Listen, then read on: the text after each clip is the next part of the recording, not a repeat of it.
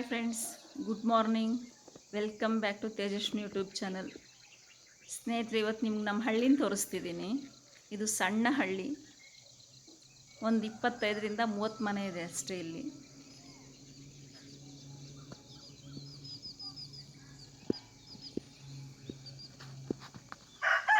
ಮನೆಗೆ ತುಂಬ ಹತ್ತಿರ ಬೆಟ್ಟಗಳಿದ್ದಾವೆ. ಇಲ್ಲಿ ಒಂದು ಸ್ವಲ್ಪ ಮೀಟರ್ಗಳ ಹತ್ತಿರ ಅಷ್ಟೇ, ಅಷ್ಟು ಹತ್ತಿರದಲ್ಲಿ ಬೆಟ್ಟಗಳಿದ್ದಾವೆ ಮನೆಗೆ ಹತ್ತಿರ. ಸುಮ್ಮನೆ ರಫಾಗಿ ಹಂಗೆ ಊರು ತೋರಿಸಿದ್ದೀನಿ. ನೆಕ್ಸ್ಟ್ ಟೈಮ್ ಇನ್ನೊಂದು ಸಾರಿ ನೀಟಾಗಿ ಕ್ಲಿಯರಾಗಿ ಊರು ತೋರಿಸ್ತೀನಿ. ಇದು ಊರು ಆದಮೇಲೆ ಇರೋ ರಸ್ತೆ. ಇನ್ನೊಂದು ಹಳ್ಳಿ ಇದೆ. ಇದು ನಮ್ಮ ಕರ್ನಾಟಕ ಬಾರ್ಡ್ರ್ ಏರಿಯಾ ಸ್ನೇಹಿತರೆ. ಇದು ಅಲ್ಲದೆ ಇನ್ನು ಮುಂದೆ ಹೋದರೆ ಒಂದು 2 ಕಿಲೋಮೀಟ್ರ್ ಹೋದರೆ ಅಲ್ಲೊಂದು ಹಳ್ಳಿ ಇದೆ, ಅದು ಲಾಸ್ಟು. ಅಲ್ಲಿಂದ ಆಚೆ ಆಂಧ್ರ ಪ್ರದೇಶ.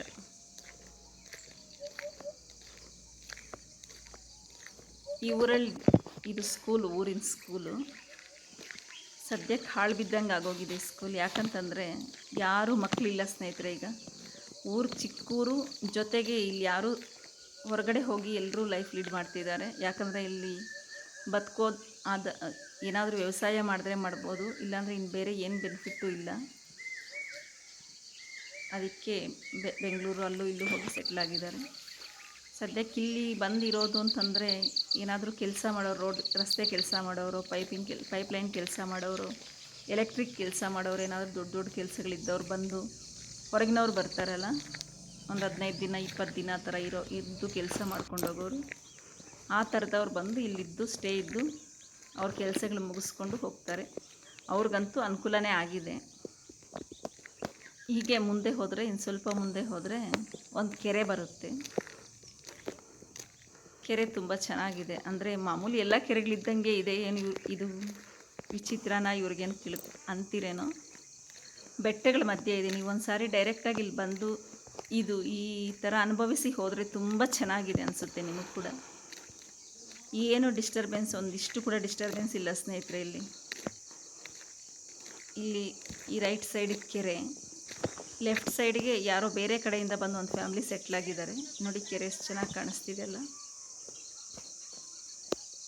ಇಲ್ಲಿ ಕಾಡು ಪ್ರಾಣಿಗಳು ತುಂಬಾ ಇರ್ತವೆ. ನಾನು ಯಾವತ್ತೂ ನೋಡಿಲ್ಲ, ಬಟ್ ಇದ್ದಾವೆ ಅಂತ ಹೇಳ್ತಿರ್ತಾರೆ. ಕಾಡಂದಿಗಳು ಜಾಸ್ತಿ ಇದ್ದಾವೆ ಅಂತ ಹೇಳ್ತಾರೆ. ಇವರು ತಮಿಳ್ನಾಡು ಕಡೆಯಿಂದ ಇರೋದಂತೆ ಸ್ನೇಹಿತರೆ. ಇಲ್ಲಿ ಇವರು ಬಂದು 10-15 ವರ್ಷ ಆಗಿದೆ.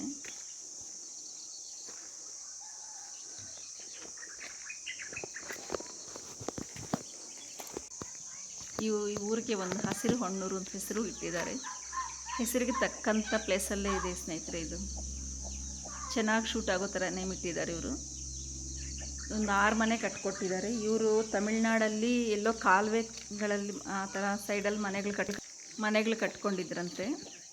ಅಲ್ಲಿ ಮಳೆ ಜಾಸ್ತಿ ಆದಾಗೆಲ್ಲ ಮನೆಗಳು ಹೊಡ್ಕೊಂಡು ಹೊಟ್ಟೋಗೋದು, ಈ ಹಸುಗಳು ಏನಾದರೂ ದನಗಳು ಇಟ್ಕೊಂಡಿದ್ರೆ ಅವೆಲ್ಲ ಹೊಡ್ಕೊಂಡು ಹೊಟ್ಟೋಗೋದು ಸುಮಾರು ಸರಿ ಈಗ ಆಗೋದಂತೆ.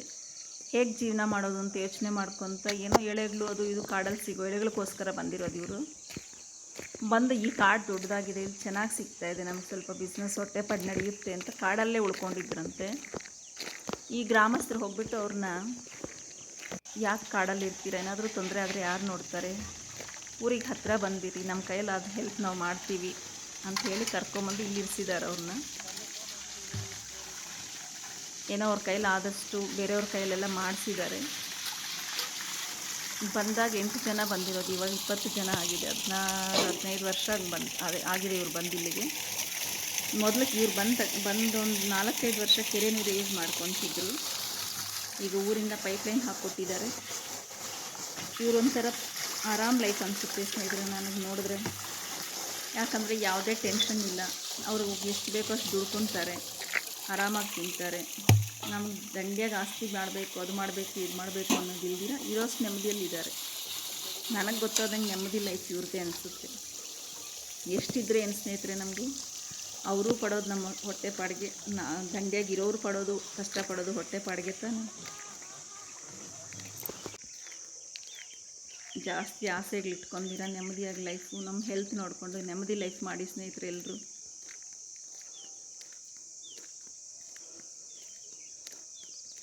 ಈಗ ಒಂದು 2 ಕಿಲೋಮೀಟ್ರ್ ಹೋದರೆ ಹಳ್ಳಿ ಬರುತ್ತೆ. ಈ ರೈಟ್ ಸೈಡ್ಗೆ ಹೋದರೆ ಗಂಗಮ್ಮ ಟೆಂಪಲ್ ಬರುತ್ತೆ.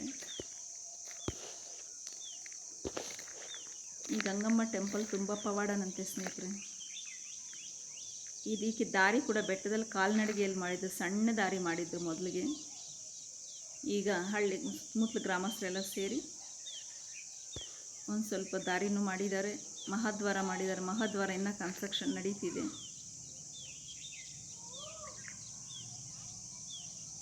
ಯಾರಾದರೂ ಈ ಕಡೆ ಈ ಹಳ್ಳಿ ಸುತ್ತಮುತ್ತಲಿರೋರಾದರೆ ಇದು ಯಾವ ಊರು, ಯಾವ ಪ್ಲೇಸಲ್ಲಿದೆ ಅನ್ನೋದು ಗೆಸ್ ಮಾಡಿ ಕಾಮೆಂಟಲ್ಲಿ ಹೇಳಿ ಸ್ನೇಹಿತರೆ, ನೋಡೋಣ. ಒಂದು ಸಾರಿ ವಿಸಿಟ್ ಕೂಡ ಮಾಡಿ ಪ್ಲೇಸ್ಗೆ.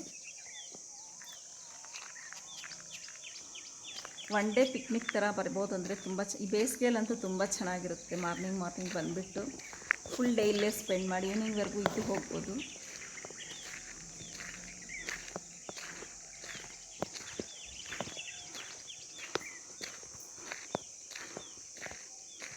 ವರ್ಕ್ ಬ್ಯುಸಿಯಲ್ಲಿ, ಕೆಲಸದ ಬ್ಯುಸಿಯಲ್ಲಿ ಮೈಂಡಿಗೆ ಟ್ರಸ್ಟು ಎಲ್ಲಾದರೂ ಹೋಗಬೇಕು ಅಂತ ಅನಿಸುತ್ತೆ. ಆಗ ನಾವು ದುಡ್ಡು ಖರ್ಚು ಮಾಡಿಕೊಂಡ್ರೆ ರೆಸಾರ್ಟು ಅಲ್ಲೂ ಇಲ್ಲೂ ಹೋಗೋದಕ್ಕಿಂತ ಅದೇ ದುಡ್ಡನ್ನ ಬಂದು ಪಾಪ ಇಲ್ಲಿರೋರ್ಗೊಂದು ಸ್ವಲ್ಪ ಹೆಲ್ಪ್ ಮಾಡಿ ಇಲ್ಲಿಗೆ ಬಂದು ಒನ್ ಡೇ ಫುಲ್ ಸ್ಪೆಂಡ್ ಮಾಡಿ ಹೋದರೆ ಎಷ್ಟು ಚೆನ್ನಾಗಿರುತ್ತಲ್ಲ.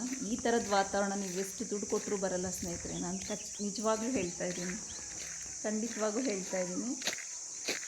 ನನಗೆಷ್ಟು ಫೀಲ್ ಆಗಿದೆ ಅಂದರೆ ಹೇಳಕ್ಕೆ ಬರ್ತಿಲ್ಲ, ಅಷ್ಟು ಚೆನ್ನಾಗಿತ್ತು. ಇಲ್ಲಿ ಕಾಣಿಸ್ತಿದೆಯಲ್ಲ, ಅದೇ ಗಂಗಮ್ಮನ ದೇವಸ್ಥಾನ.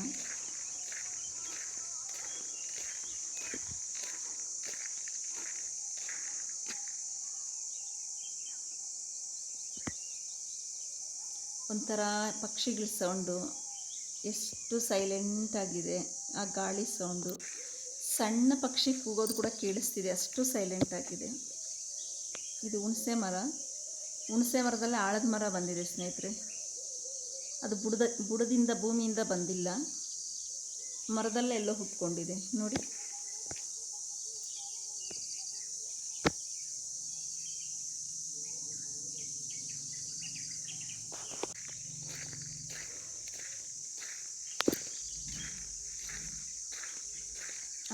ಆರೂವರೆ ಅಂದರೆ ಬೆಳಕು ಎಷ್ಟು ಚೆನ್ನಾಗಿದೆಯಲ್ಲ. ಇದು ಬರ್ತಾ ನೋಡಿ ಬೆಟ್ಟಗಳ ಮಧ್ಯೆ ಹೋಗೋಷ್ಟೊತ್ತಿಗೆ ಒಂದು ಸ್ವಲ್ಪ ಬೆಳಕು ಕಡಿಮೆ ಆಗಿದೆ. ಅಂದರೆ ಇನ್ನು ಸೂರ್ಯೋದಯ ಬೆಟ್ಟಗಳ ಮೇಲೆ ಬರಬೇಕಲ್ಲ. ಈಗ ಸೂರ್ಯೋದಯ ಆಗೋದು, ಸೂರ್ಯಾಸ್ತ ಇದ್ದಂಗೆ ಕಾಣಿಸ್ತಿದೆಯಲ್ಲ ಸ್ನೇಹಿತರೆ. ಇಲ್ಲಿ ತುಂಬ ಚೆನ್ನಾಗಿದೆ. ನಾನು ಬರೋಕ್ಕೆ ಒಬ್ಬಳೇ ಬಂದುಬಿಟ್ಟೆ. ಬರ್ತಾ ಭಯ ಆಯಿತು, ಒಬ್ಬರೂ ಕಾಣಿಸಿಲ್ಲ ಸ್ನೇಹಿತರೆ. ಇಲ್ಲಿ ನೋಡೋಣ ಅಂತಂದರೆ ಯಾರೂ ಇಲ್ಲ, ಬರೀ ಗಾಳಿ ಸೌಂಡು, ಆ ಪಕ್ಷಿಗಳ ಸೌಂಡು, ಏನೋ ಒಂಥರ ಪ್ಲೆಸೆಂಟಾಗಿತ್ತು. ಇದೆಲ್ಲ ದೊಡ್ಡ ದೊಡ್ಡ ಮರಗಳು ಎಲ್ಲ ಬಂಡೆಗಳು ಎಲ್ಲ ಇತ್ತು, ಎಲ್ಲ ಕ್ಲೀನ್ ಮಾಡಿ ಖಾಲಿ ಮಾಡಿದ್ದಾರೆ. ಏನೋ ಮಾಡಬೇಕು ಅನ್ನೋ ಪ್ಲ್ಯಾನಲ್ಲಿ ಇದ್ದಾರೆ. ಇನ್ನು ಎಲ್ಲ ಮುಗಿದ ಮೇಲೆ ಇನ್ನೊಂದು ಸಾರಿ ನಿಮ್ಗೆ ವೀಡಿಯೋ ಮಾಡಿ ತೋರಿಸ್ತೀನಿ. ನಮ್ಗೆ ಯಾವ ಥರದೇ ಪ್ರಾಬ್ಲಮ್ ಇದ್ದರೂ ದೇವ್ರನ್ನ ಹರಕೆ ಮಾಡ್ಕೊಂಡು ಹೋದರೆ 99% ಈಡೇರುತ್ತೆ ಅಂತ ಹೇಳ್ತಾರೆ ಇಲ್ಲಿ. ಅಷ್ಟು ಗಂಗಮ್ಮ ಪವಾಡನಂತೆ ನೋಡಿ. ಸೂರ್ಯೋದಯ ಹಾಕ್ತಿದ್ದಾರೆ, ಎಷ್ಟು ಚೆನ್ನಾಗಿ ಕಾಣಿಸ್ತಿದೆಯಲ್ಲ. ನನಗಂತೂ ಒಳ್ಳೆ ಫೀಲ್ ಬರ್ತಿದೆ ಸ್ನೇಹಿತರೆ. ಏನೋ ರಿಲ್ಯಾಕ್ಸ್ ಆದಂಗೆ, ಒಂಚೂರು ನೆಮ್ಮದಿ, ಅಷ್ಟು ಚೆನ್ನಾಗಿದೆ ಇಲ್ಲಿ. ಈ ಮರ ಏನೋ ಅಂತಾರೆ, ಈ ಹೂವಿನ ಮರದ ನನಗೂ ಸರಿಯಾಗಿ ಗೊತ್ತಿಲ್ಲ. ತಿಳ್ಕೊಂಡು ಇನ್ನೊಂದು ಸರಿ ಹೇಳ್ತೀನಿ ನಿಮಗೆ.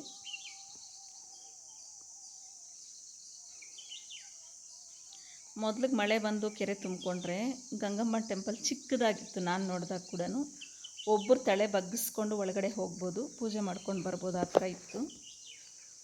ಕೆರೆಗೆ ನೀರು ಬಂದರೆ ಹಿಂಭಾಗದಲ್ಲಿ ಅರ್ಧ ಮುಳುಗ್ತಾ ಇತ್ತು ದೇವಸ್ಥಾನ.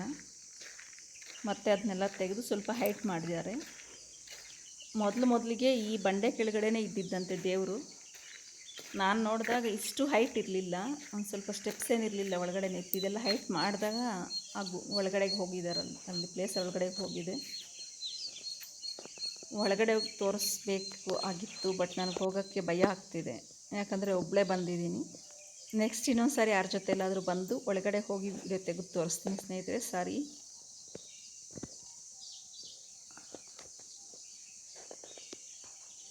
ಸ್ಟಾರ್ಟಿಂಗಲ್ಲಿ ಭಯ ಅನ್ನಿಸ್ತಿತ್ತು, ಬಟ್ ಈ ವಾತಾವರಣ, ಈ ಸೌಂಡು ಕೇಳಿಬಿಟ್ಟು ನನಗೆ ಭಯ ಅನ್ನೋದನ್ನ ಮರೆತೆ ನಾನು.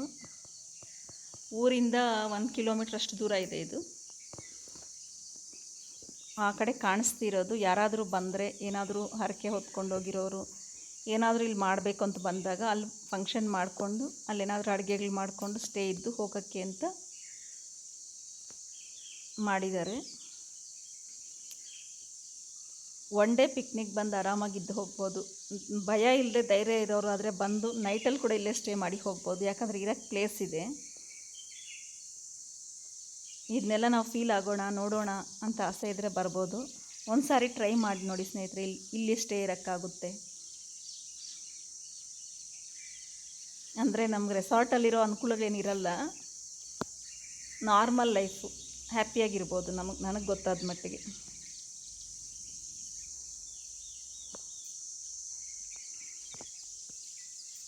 ಇಲ್ಲಿ ಯಾವುದೋ ಒಂದು ಪಕ್ಷಿ ಸೌಂಡ್ ಕೇಳಿಸ್ತಾನೆ ಇದೆ ಸ್ನೇಹಿತರೆ ಆಗಿಂದ. ಅದನ್ನ ಎಲ್ಲಿದೆ ಅಂತ ನೋಡೋಣ ಅಂತ ವೆಯ್ಟ್ ಮಾಡ್ತಿದ್ದೀನಿ, ಬಟ್ ಕಾಣಲೇ ಇಲ್ಲ ಅದು. ಯಾರಾದರೂ ಜೊತೆಗಿದ್ದರೆ ನಾನು ಹತ್ತಿರ ಹೋಗೋಳು. ತುಂಬ ಚೆನ್ನಾಗಿದೆ ಸ್ನೇಹಿತರೆ ಇದು. ಸೂರ್ಯ ನೋಡಿ ಎಷ್ಟು ಚೆನ್ನಾಗಿ ಕಾಣಿಸ್ತಿದ್ದಾರೋ. ಇಲ್ಲೊಂದು ಸಣ್ಣ ಬಾವಿ ಇತ್ತು, ಗಂಗಮ್ಮ ಬಾವಿ ಅಂತಿದ್ರು ಅದನ್ನ. ನಾನು ನೋಡಿದ್ದೀನಿ ಅದನ್ನ. ಈ ಕಡೆ ಕಾಡಿಗೆ ಯಾರಾದರೂ ದನಗಳಟ್ಕೊಂಡು ಕುರಿಗಳಟ್ಕೊಂಡು ಇಲ್ಲ ಸೌದೆಗೋ ಬಂದರೆ ನೀರು ಅವ್ರು ತಂದ್ಕೊಂಡ್ರೆ ನೀರು ಮುಗಿದ್ರೆ ಗಂಗಮ್ಮನ ದೇವಸ್ಥಾನದ ಹತ್ರ ನೀರಿರುತ್ತೆ ಡೆಫಿನೆಟ್ಟಾಗಿ ಅಂತ ನಂಬಿಕೆ ಇತ್ತು ಎಲ್ರಿಗೂ. ಹಾಗೆ ಇರ್ತಾಯಿತ್ತು, ಯಾವ ಕಾಲದಲ್ಲೂ ಅದು ಒಣಗಿಲ್ಲ. ಅದೇ ಈಗ ತೋರಿಸಿದ್ನಲ್ಲ ಅದೇ ಅದು. ಈಗ ಅದನ್ನ ಕೊನೆ ಥರ ಮಾಡೋಣ ಅಂತ ಅಂದ್ಕೊಂಡು ಎಲ್ಲ ರೆಡಿ ಮಾಡಿದ್ದಾರೆ. ಇಷ್ಟು ಅಗಲ ಇರಲಿಲ್ಲ ಬಾವಿ, ಸಣ್ಣ ಬಾವಿ ಇತ್ತು. ಇದೆಲ್ಲ ಆದಮೇಲೆ ಮತ್ತೆ ಇನ್ನೊಂದು ಸಾರಿ ತೋರಿಸ್ತೀನಿ ನಿಮಗೆ. ಸ್ನೇಹಿತರೆ, ನನ್ನ ಚಾನಲ್ ಸಬ್ಸ್ಕ್ರೈಬ್ ಮಾಡಿ, ಲೈಕ್ ಮಾಡಿ, ಶೇರ್ ಮಾಡಿ. ನೋಡ್ತಿದ್ದೀರ ನನ್ನ ಚಾನಲ್ನ, ಮತ್ತೆ ಯಾಕೋ ಸಬ್ಸ್ಕ್ರೈಬ್ ಮಾಡ್ತಿಲ್ಲ. ಪ್ಲೀಸ್ ಸಬ್ಸ್ಕ್ರೈಬ್ ಮಾಡಿ ನನ್ನ ಚಾನಲ್ನ. ನಿಮ್ಗೇನು ಅನಿಸಿದ್ರೆ ಅದನ್ನ ಕಾಮೆಂಟಲ್ಲಿ ಹೇಳಿ.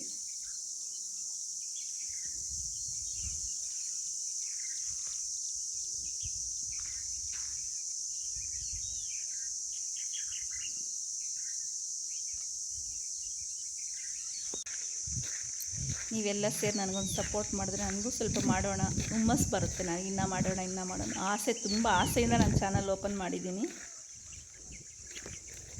ಬಟ್ ಪುಷ್ ಇರಬೇಕಲ್ಲ, ನನ್ನ ಏನಾದರೂ ಮಾಡಬೇಕು, ಮುಂದೆ ಹೋಗಬೇಕು ಅಂತಂದರೆ. ಮಾಡಬೇಕು ಅನ್ನೋ ಛಲ ಅಂತಾದರೆ ಇದೆ ನನಗೆ. ಒಂಚೂರು ನೀವು ಪುಷ್ ಮಾಡಿಕೊಡಿ ನನಗೆ. ಹಸಿರು ಹೊನ್ನೂರು ಎಷ್ಟು ಚೆನ್ನಾಗಿ ಕಾಣ್ತಿದೆಯಲ್ಲ ಸ್ನೇಹಿತರೆ. ನನ್ನ ಚಾನಲ್ ಸಬ್ಸ್ಕ್ರೈಬ್ ಮಾಡಿ. ನಿಮಗೆಲ್ಲ ಧನ್ಯವಾದಗಳು ನನ್ನ ಚಾನಲ್ ನೋಡಿ.